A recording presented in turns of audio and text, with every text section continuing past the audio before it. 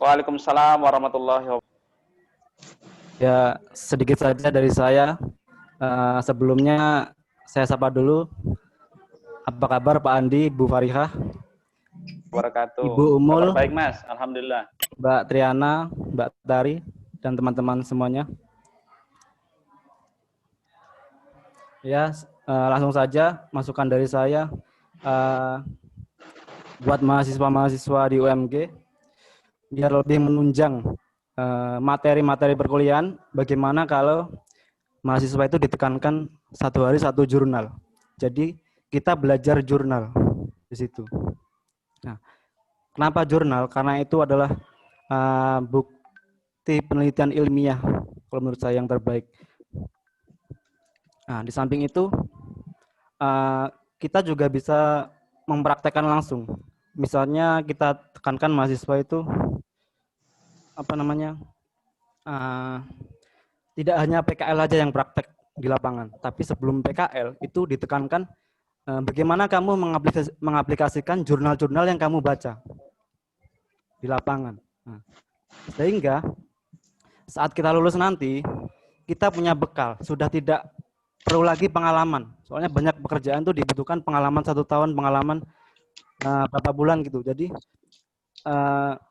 saat kita lulus kuliah, kita sudah punya pengalaman dari hasil praktek kerja lapang dan yang bersumber dari jurnal-jurnal yang kita baca tadi. Nah, terus soal mental. Saya jujur saja, mental anak-anak OMG itu jika dibandingkan dengan mental-mental anak-anak kuliah di luar, itu kalah kita. Kita sudah merasa tidak bisa, padahal kita bisa. Nah, jadi perlu ditekankan bahwa kalau kita belajar tentang materi dan kerja di lapangan secara maksimal, kita bisa mengalahkan anak-anak di luar sana. Nah, bagaimana caranya para dosen menekankan mental yang kuat? Nah, salah satunya gimana? Kita harus keluar dari zona nyaman. Kita terlalu lama di zona nyaman sebenarnya. Nah, dengan bagaimana? Contohnya, keluar, melakukan praktek di luar. Datangi tempat-tempat perikanan terbaik di luar sana. Bagaimana pengaplikasian di sana? Kita bedakan dari tempat satu ke tempat yang lain.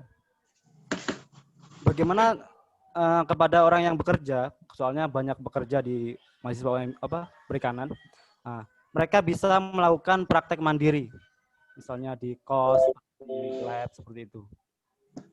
Nah, dan yang satu lagi, pengolahan hasil perikanan ini yang sangat memprihatinkan. Banyak pengolahan hasil perikanan itu sudah terpapar bahan kimia pengolahannya, Pak. Bapak Ibu sekalian. Nah, yang saya tekankan, gimana caranya mahasiswa-mahasiswa ini mengubah ikan itu tidak pernah terpapar bahan kimia sama sekali. Jadi saat dikonsumsi itu bisa bermanfaat bagi tubuh kita, bahkan menjadi obat.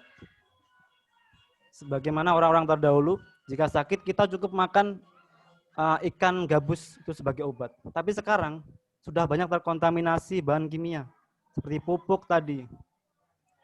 Nah, oke. Dan yang terakhir mungkin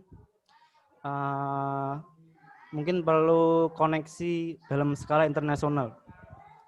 Jadi kita setelah lulus, koneksi kita tidak hanya di dalam negara Indonesia saja, tidak dalam skala nasional, tapi internasional. Bagaimana caranya mahasiswa UMG itu bisa berpartisipasi di dalam skala internasional. Cukup sekian dari saya mungkin. Ada kekurangan, mohon maaf. Ya, wassalamualaikum warahmatullahi wabarakatuh. Waalaikumsalam warahmatullahi wabarakatuh. Terima kasih Mas Hendro, Ahmad Hendro Susilo yang sudah memberikan